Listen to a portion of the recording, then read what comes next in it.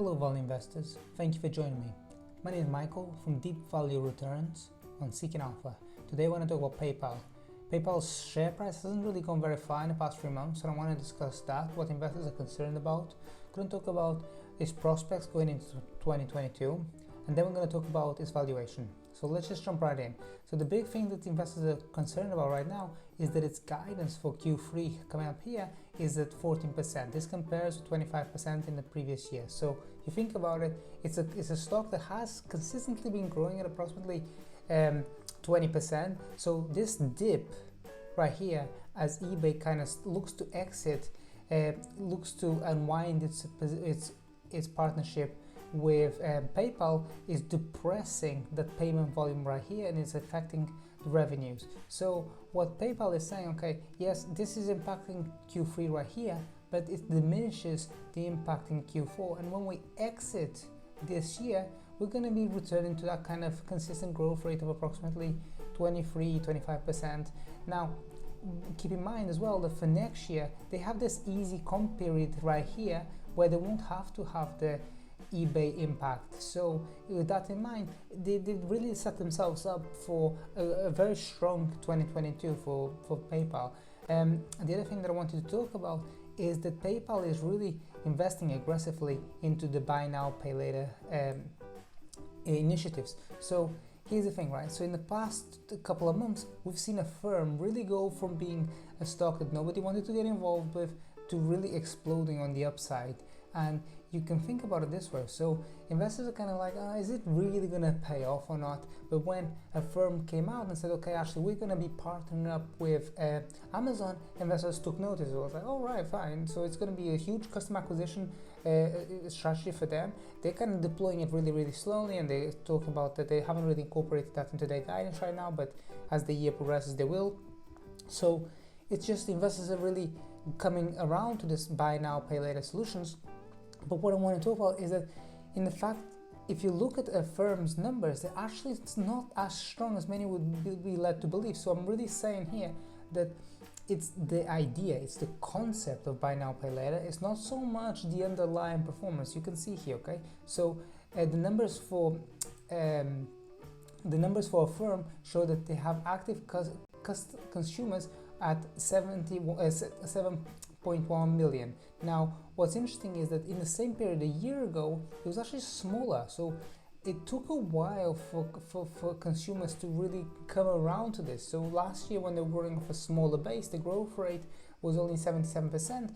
But this time around, in this year, the latest results that we have, it actually nearly doubled. So it shows that as consumers are becoming more and more educated, there's more and more appetite for these kind of buy now, pay later opportunities. And something that PayPal is also doing is investing quite aggressively into this right now. So, and I'm of the opinion that having more competition in the market that's expanding actually validates the business model. It's not going to be right now that there's going to be one or winner take all type of situation. The market is expanding so quickly on a global reach that it's really just a validation overall, and this is something that is quite compelling. So the other thing I want to talk about is that you can see here in the case, so we don't have the numbers for how many consumers PayPal had in the same period a year ago, because they started from a small base and they didn't really report it last year.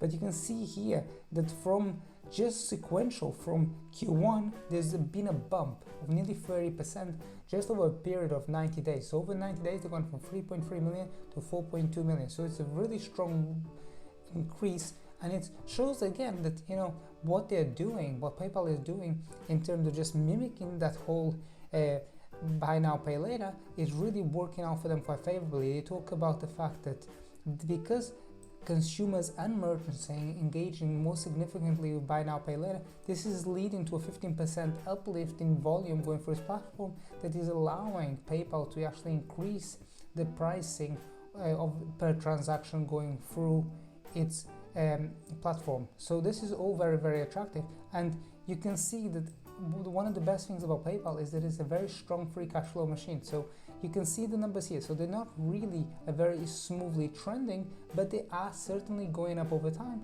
And for 2021, they're already talking about that they're going to be north of 5 billion. So it's already going to cross this number that they did last year.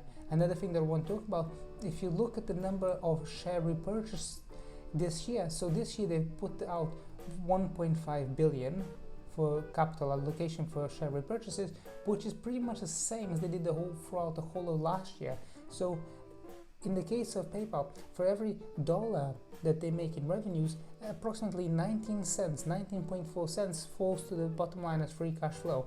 This is cash flow that can actually be used to deploy to buy shares, that I've noted here, or it just ends up being on its balance sheet.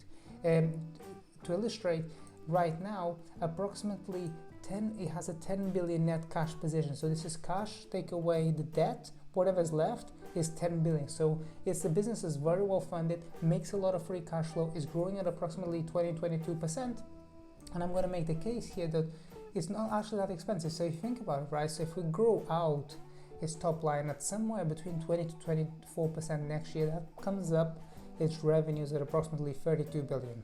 Now, if we say that, okay, if we look at the average of the past 4 quarters, the gross margin, it approximates at about 15.5 billion gross margins. That puts a stock right now at 22 times next year's gross profits.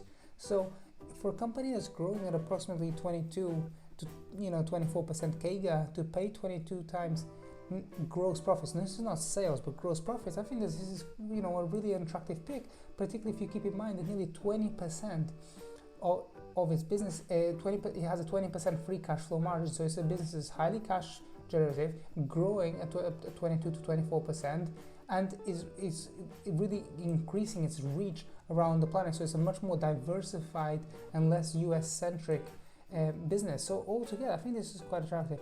A stock that I do own, which is a competitor, is Square. Square, if we do the same exercise, I'm not going to go through it. You can pause the video if you want to. But if you look at Square, they're priced at approximately 19 times next year's gross profit. So Square makes 60% of its revenues come from crypto. So it operates at cost. So every time that someone transacts on crypto on Square, they have to, the same with PayPal, they have to kind of buy the crypto or whatever, or whichever currency the person buys, they have to buy it in the market so that they are able to sell it afterwards to the consumer.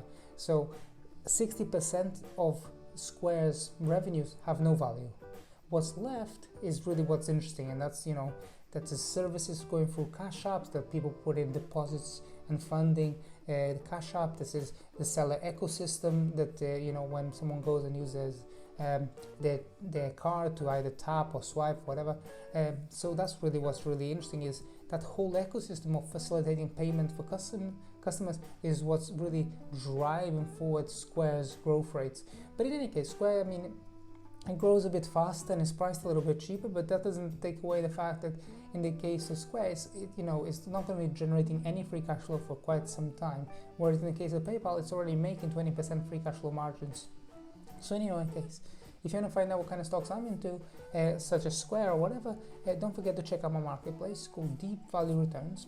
I'll tell you the stocks I own, and you're welcome to check it out and see if it suits you. And I'm not going to replace you as the investor. I'm really just a place where you can pick 1 or 2 ideas a month, and you say, okay, yeah, I like this idea. Someone's already done the due diligence on it, and you're welcome to check out my reviews on my marketplace. Okay, thank you. See you soon. Bye-bye.